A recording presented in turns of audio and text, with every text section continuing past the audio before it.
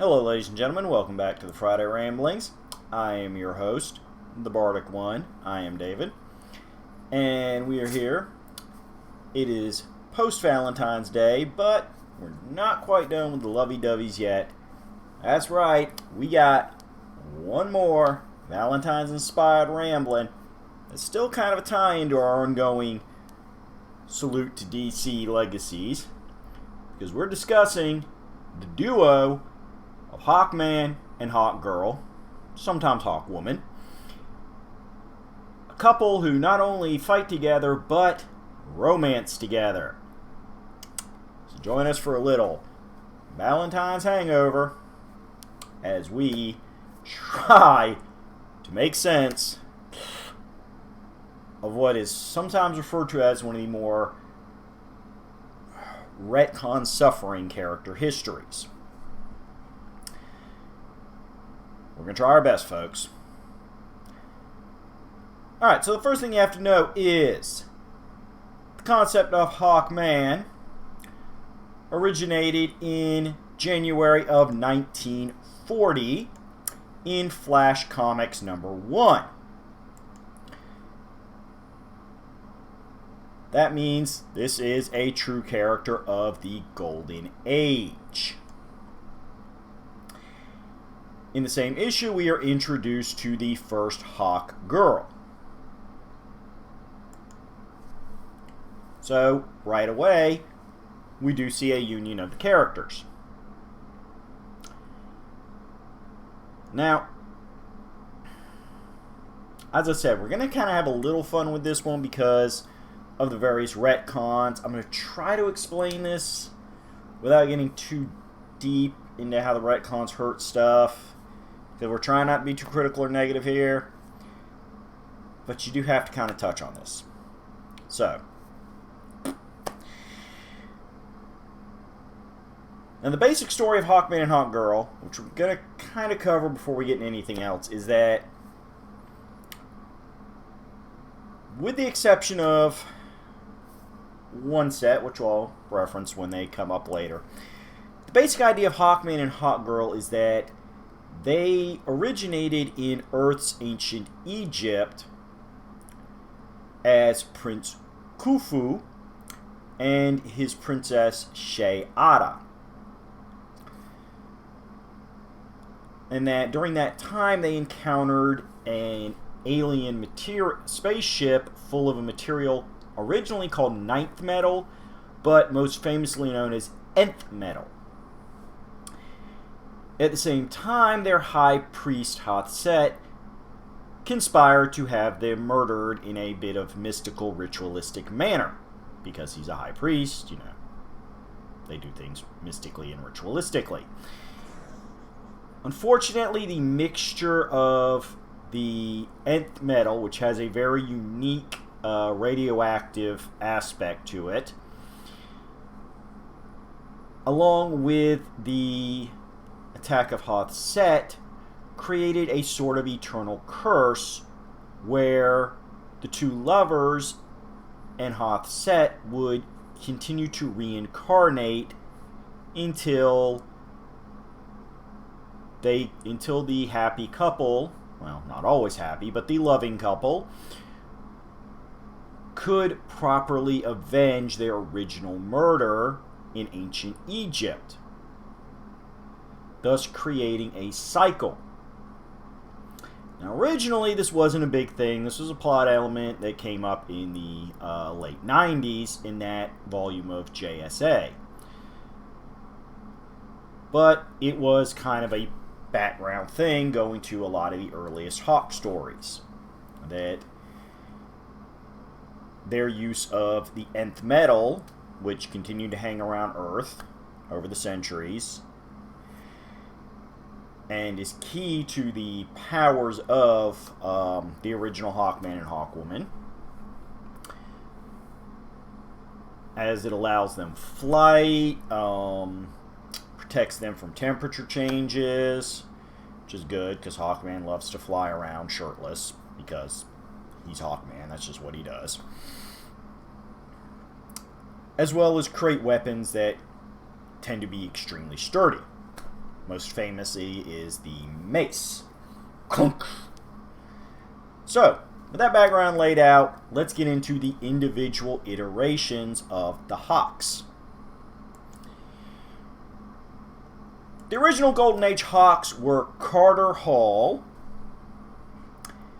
and Shira Sanders, later Shira Sanders Hall, as they did get married. And besides having their own adventures in solo books, Hawkman himself was a long-standing member, and in fact for a long time chairman of the JSA. Originally, Hawkgirl was there as an honorary member. I think she did get full membership eventually. But, you know, because it's the 40s, 50s, different culture, you know, she, along with the Golden Age Wonder Woman at times, was not allowed to play in the boys' club officially. Well, you know, it's just not something we accept nowadays. But again, it was the 40s, the 50s, different time period. Women's rights was at a different place. It's all good. You know, culturally, we're not going to judge previous generations by today's cultural standards. We appreciate times move forward, but we accept that part of moving forward and your culture growing and evolving is sometimes stuff was done back then that you don't necessarily agree and approve with. And the treatment of some of the female heroes in the Golden Age is an example of that. But still, Hawkman and Hawkgirl were both considered heroes in their own right, highly respected. Eventually, like many of the JSAers, they would retire as they got older. And they were represented in Infinity Inc. with their son, right, now I'm completely shubadooed on this. Hector Hall, thank you, who was the Silver Scarab and would also eventually later pick up the legacy of Dr. Fate. That's definitely a future video, as Dr. Fate was around in the Golden Age and was a member of the JSA as well, so he's got an interesting legacy to go through. But yes, that was the Hawks in the Golden Age.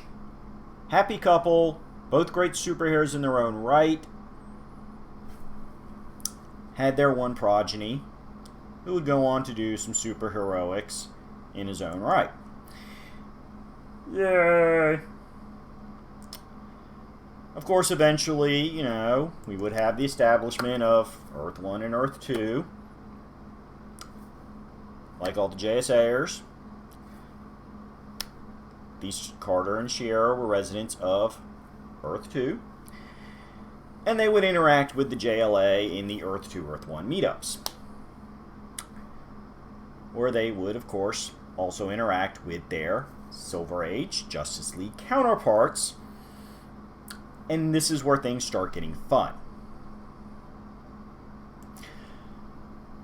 Alright, keep my notes straight here.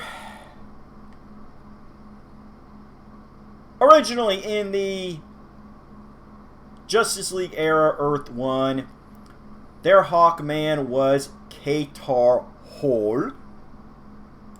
So it's kind of like Carter Hall, but not quite. And his lovely bride, let me say which one it is. Doop, doop, doop. There we go. Shira Hall. Not H-A-L-L like the original Golden Age, but H-O-L. And in this version, they are actually residents of the alien planet Thanagar, who come to Earth and become superheroes, joining the Justice League, having many great adventures. During this time, though, they would occasionally have problems with Thanagar and their intergalactic politics.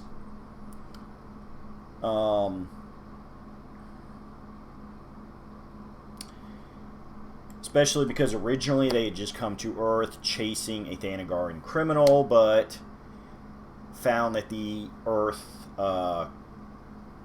crime-fighting law enforcement methods to be quite fascinating, as well as the other superheroes on the planet, decided to stay long-term.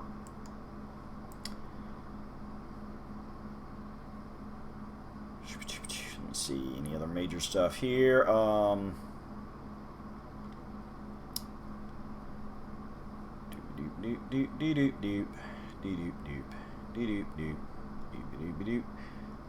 yes. Shayera Hall would also become the first to, in the later stages of her career, introduce the codename of Hawkwoman, having come into her own right as a hero, including having a few adventures on her own. She was no longer just a simple Hawk girl. She was a proud Hawk woman, and you will respect her. Which we do. Very interesting character. Now, here is where things get fun, and I'm gonna have to ask you to be chill with us. The last major adventure for these characters before the Crisis on Infinite Earths was an alien invasion by Thanagar. They sided with the Earthers and were considered traitors on their own home planet. We have the Crisis on Infinite Earths. Originally, this does not do anything major to the character continuities. Post-Crisis, we no longer have an Earth 2 and an Earth 1, just one prime Earth. But because the Golden Agers were humans and Silver Agers were aliens, not really a problem mixing the two. They mixed fine. Here's where things get bad. Here's where DC screwed up. See, post-Crisis, originally that was it. They just kept on going with Katar and Shayera. But then they decided to, like they had been doing with a few other characters, tell an updated, slightly tweaked origin story in a miniseries called Hawkworld. Now, the initial Hawkworld miniseries was very popular. And as such, DC Editorial decided, well, since the miniseries was really big and popular, and a lot of people got excited about this slightly tweaked, revamped versions of the characters, well, let's just keep going forward with these versions. Except, see, the problem is they were supposed to be the post-Crisis versions we've been seeing for a few years.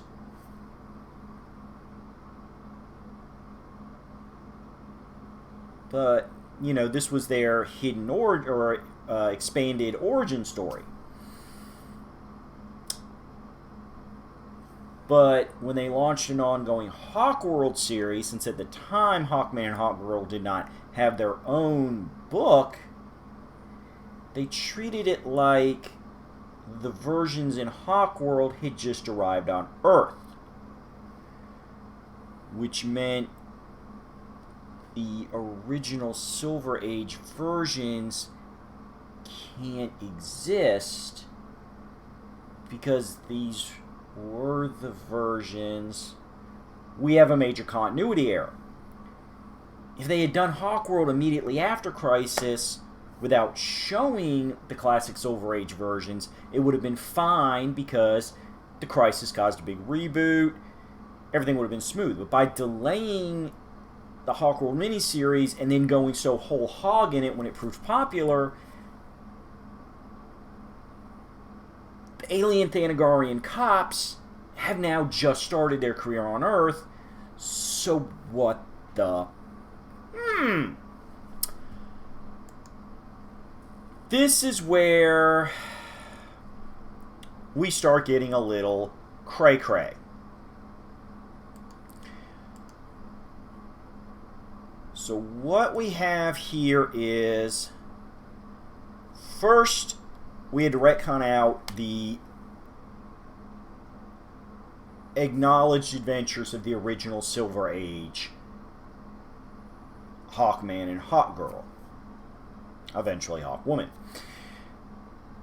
So this was done with a retcon that said that the characters we saw were still there, but they were actually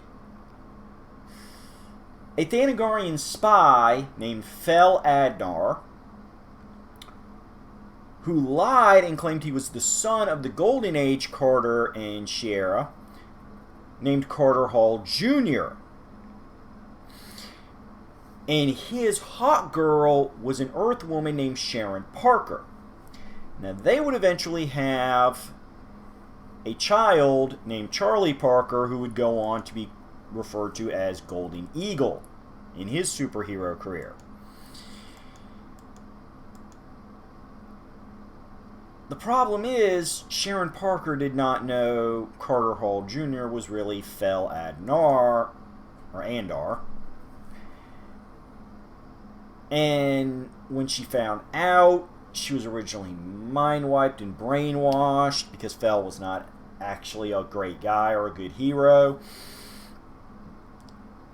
And when push came to shove and it was time for his spy games to end, coinciding with the big company-wide invasion story arc, she figured everything out, tried to warn the other heroes in the Justice League, and Fel Hawkman decided to kill her and escape to Thanagar.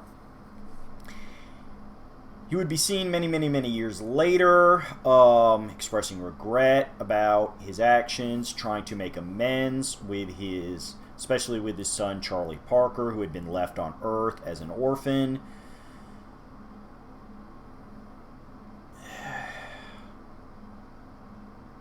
It was just weird. It was weird. But it's what we got. So then you have the Hawkworld versions. Okay? So in the Hawkworld versions, we have Katar Hol still.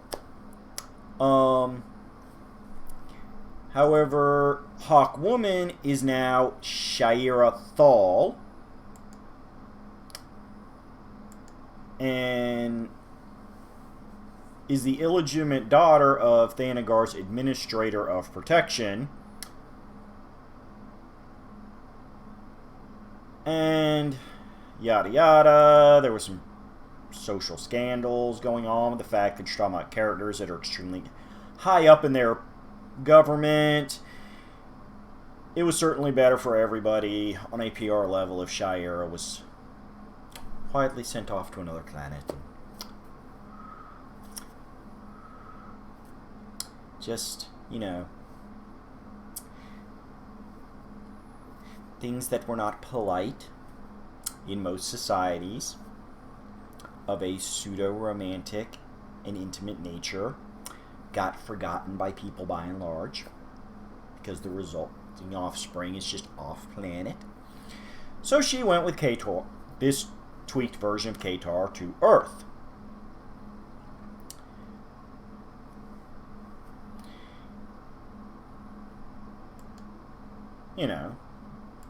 Things happen.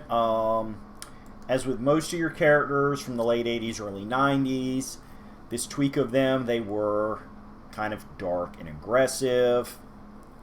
As I said, this was all the rage at the time. You got to remember, this is the same time period that gave us Punisher as a major character for Marvel. And while he makes a good action hero in movies, and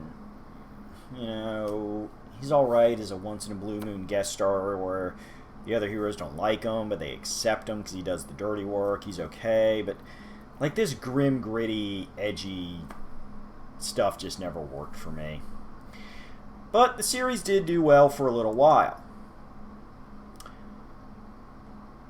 Unfortunately, then came the events of Zero Hour, where, because remember, in all of this, the Golden Age Hawk are still around, just pretty much in retirement because they're now heroes of the 40s and 50s. They're a little old. You know, in good shape for their age, partially because of the exposure to the nth metal, but still. So, this means that during the events of Zero Hour, as the multiverse was going quite spastic, Katar was merged with Carter and Shiera Hall, along with an alleged Hawk God entity, into a new version of Hawkman that was even more super aggressive and kind of a jerk than before. Eventually, this new Hawkman would, due to the multiple voices in his head, go insane and was banished into limbo.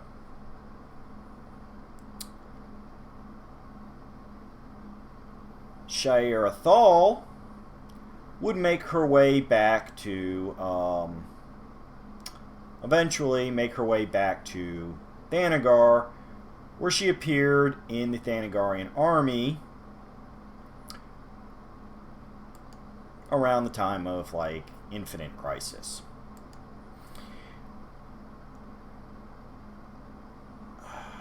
She would make friends with the later versions of the Hawks, and was eventually betrayed and murdered by Tamaranian Queen Commander, aka Blackfire, aka Starfire's twisted sister.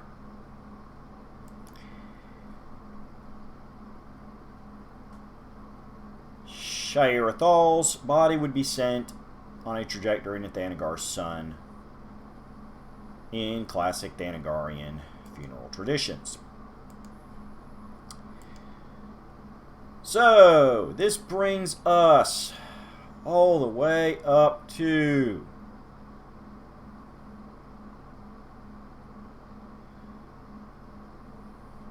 hold on, let me get things straight here. So many notes because this is so confusing.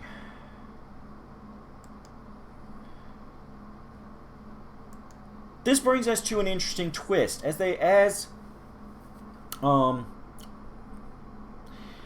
following the post-Zero Hour Hawk God stuffs,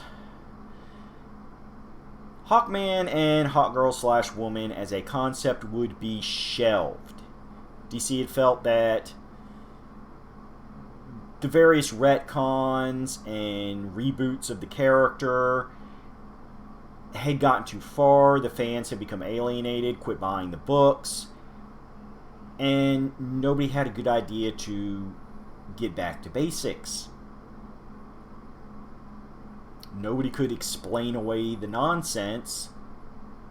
It was just too much mess. So the Hawks were considered, quote, radioactive, and nobody was allowed to write them for several years. Eventually, though, with the JSA reboot coming, they decided to try again. This time, a little something different. They would reintroduce a new Hawkgirl, but initially not Hawkman. Because, as I said, by then it's the late 90s. Hey, girl power. Nobody says the characters always have to debut together. Specifically, the new Hawkgirl is Kendra Saunders, a young Hispanic woman who is related to Golden Age hero Speed Saunders, providing her with that legacy that is so important to the JSA.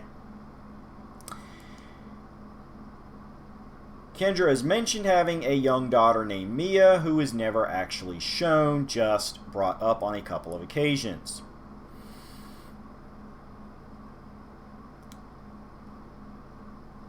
Now, it should be noted, Speed Saunders himself, besides being an adventurer in his own right, is the first cousin of Golden Age Hawk Girl Shiera Sanders Hall.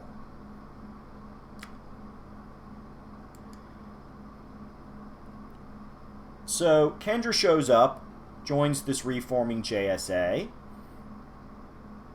and things seem to be good, except that she has a couple personality twerks. Or not twerks, but tweaks. Twitches. Blah, blah. Okay, let's try the sentence again using the correct English words. She has a few personality quirks. Okay, everything's functional now. And seems to show occasional gaps in her long-term memory. Eventually, Grandfather Speed Saunders, who had encouraged her to be Hawkgirl, would reveal the truth. A few years before, Kendra Saunders had attempted to commit suicide. During this process, the spirit of the Golden Age Hawkgirl entered Kendra's body, and the Kendra we had all been introduced to is basically the Golden Age Hawkgirl, but with just enough of Kendra Saunders' memories that she's not 100% sure who she is. She thinks of herself as Kendra, but she has the memories of the training of Shiera, making her very quickly, for all intents and purposes, a veteran hero. She masters her new powers quite readily, although she doesn't explicitly know why. Eventually, she would herself have a bit of cosmic destiny when she and the rest of the JSA end up on Thanagar and bring about the resurrection of Hawkman. But which Hawkman? Here's where things get fun again.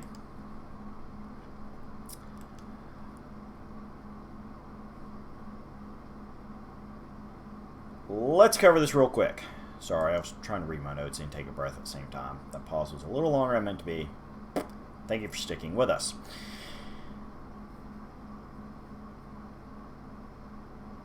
Priests on the planet of Thanagar, meeting a champion to help against Tyrant Onamar Sin, use Kendra's / Shiera's centuries-old connection to Carter's soul to bring him back to the mortal plane. And while he is, by and large, Carter Hall, in this current form, he now has access to every one of his incarnations and reincarnations over the centuries, along with the memories of the dead Katar Hole, the Thanagarian policeman. This has created a Carter Hall that, while physically as young as Kendra, has all the veteran memories of the Golden Age Hawkman, as well as wisdom and a more patient, calm demeanor due to recognizing that he has lived many centuries and as such is not worried about when things are going to happen because he keeps reincarnating. He has all of eternity. Initially, the hot girl who 95% believed herself to be Kendra had no interest in any romantic relationship with Carter Hall. No interest in romantic interests would have been redundant. However, the two did admit that they seemed to work well as a natural team. They would both serve in the JSA for a short while before, following Infinite Crisis and injuries to Hawkgirl, she would become a member of one version of the Justice League, and during that time would have a short relationship with Red Arrow, aka Arsenal, aka Roy Harper, who would take an entire video to go through himself. Although by the time she left the Justice League, she would break up with Roy. During this period in the Justice League, they made a slight tweak to the JSA. She's Kendra and Shiera by saying that she's now 100% Kendra Saunders, that Shiera had chosen to once again pass into the afterlife, hoping that by living in peace in the afterlife, when Carter Hall was currently reincarnated on Earth, it would serve as a loophole to break the curse of their perpetual reincarnations. Eventually, Hawkman and Hawkgirl would begin working together in the solo Hawkman book. I mean, I know I say solo, but it's a doubles book. But as opposed to either one of the Justice Team books. The two of them would pursue Kendra's still somewhat jumbled memories and troubled past, putting them to rest. However, due to Kendra technically not having quite as much experience and memories of combat as Carter Hall, now that Shiera had passed on, their professional and potentially personal relationship became strained as he treated her more as a damsel in distress style sidekick than a partner in equal standings.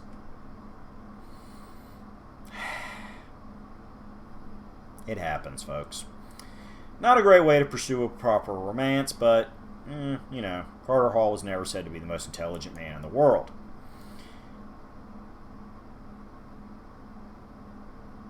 Eventually, she would get things figured out. He would apologize for treating her inappropriately. And she would admit, finally, that regardless of any alleged curse creating a destiny for them, she was genuinely falling in love with the reborn Carter Hall.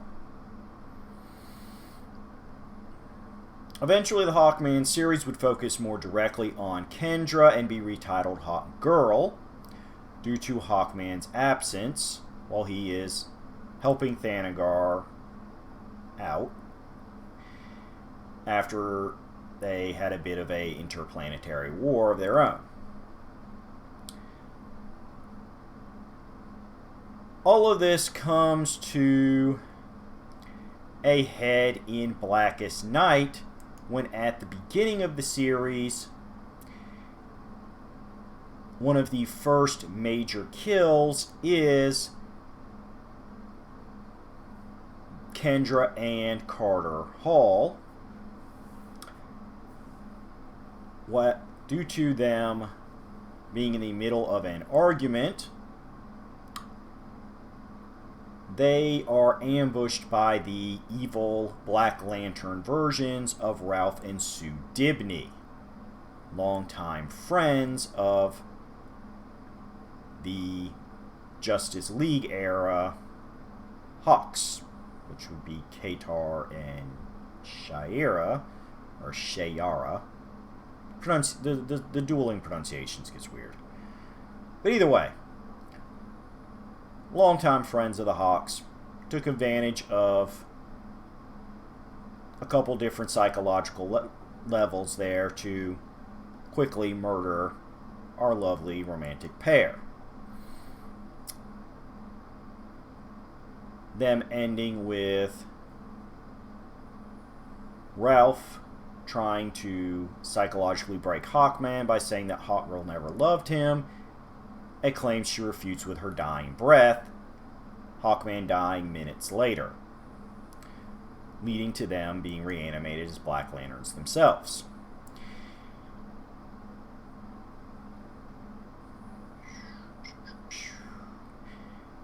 final battle, the duo are transformed by Hal Jordan into members of the White Lantern Corps, and at the end of the battle are 2 of a dozen characters that had been dead who are now fully resurrected. Upon the resurrection, Hawkgirl tells Carter that, like him, she remembers every single one of their lives, and taking off her mask, reveals herself to now be the original Shiera Sanders Hall. Thus, the Golden Age couple is 100% reunited. This would then lead to Brightest Day, which is pretty much the end of DC continuity as I acknowledge it, because we've discussed this before. I don't deal with the New 52 and everything they've done since, trying to work around admitting New 52 was a huge mistake. But during Brightest Day, Hawkman and Hawkgirl would be temporarily changed into the elements of the air in order to empower a new Earth's Great Protector. Not going to give too many details past that, because you should read the Brightest Day crossover. It's extremely well written. At the end of it, Hawkman himself is resurrected, but does not see Hawkgirl woman. With the spirit of the White Lantern, the entity that guided everybody through this whole Brightest Day event, proclaiming that Shiera is everywhere, as she is maintaining her status as the element of the air, and thus every gust of wind is her. Hawkman thus flies away, heartbroken, and declaring he will find a way to restore her himself. But as I said, almost immediately afterwards, we got Flashpoint in the New 52. It was kind of a plot thread that never went anywhere. And that is your Hawks. One quick note I will say during the Brightest Day event, before being turned into the elements of air for the final battle, the Hawks did address the Eternal Curse,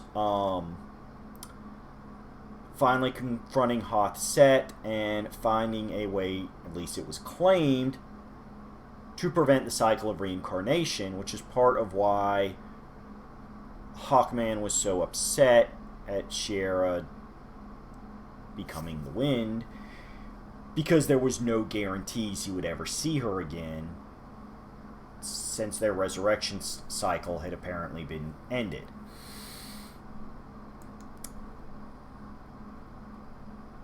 And that's all you get. As I said, technically there's New 52 Hawks, but we don't deal with anything. We don't deal with any of that. I can't deal with that continuity. We're not going to go into that tonight because, as I said, this is our post-Valentine, our love hangover, and we're remaining positive.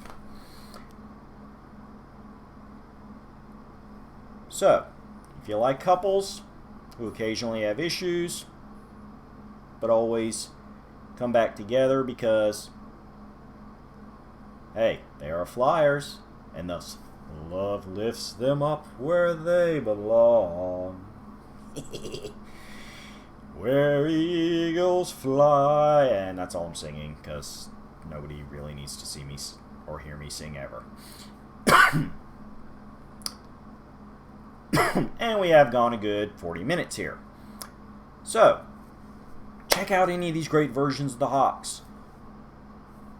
Golden Age and Super Modern Age Carter. Kendra Saunders was a great, especially in those early Justice Societies,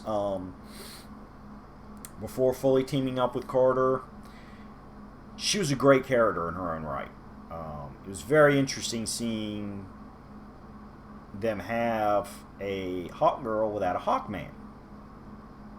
Like, it really helped build this idea of, in the modern age, they can be partners, both professionally and romantically potentially, but they are not one. They're not one entity constantly joined at the hip. They can be themselves. They can have their own lives. They can have their own opinions. It was a good moving forward for the characters. the original Silver Age adventures, before all the Hawk World nonsense. You know, great characters. As I said, even the original Hawk World miniseries was not bad.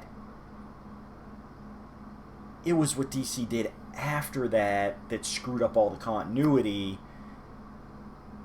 So, you just... I don't know. Skip that part. Definitely skip the post, that short post-Zero Hour era with, you know, 4 or 5 voices in his head, Hawkman. It's not good. But definitely, as I said, that modern JSA series, with the original introduction of Kendra, the return of super awesome Carter Hall, and how their stint in the JSA team book there for a little while got into their ancient Egypt history, and just the entire concept of the eternal lovers being reincarnated. It's great stuff. But that's all the JSA, you know, DC Legacy talk you're going to get for February. I'm not sure who I'm going to nail out in March. We got a few more characters, as I've said, like Dr. Fate. Probably a short episode on Wildcat. And there's a couple things in there. But, you know, we're getting down through it. We are rapidly covering the major Golden Age players and their subsequent counterparts. So, good times. We're going to have a nice little mega playlist here eventually. But still, we got a little bit more February left before Marvelous March. Keep watching. Subscribe. Get your notifications. Leave comments.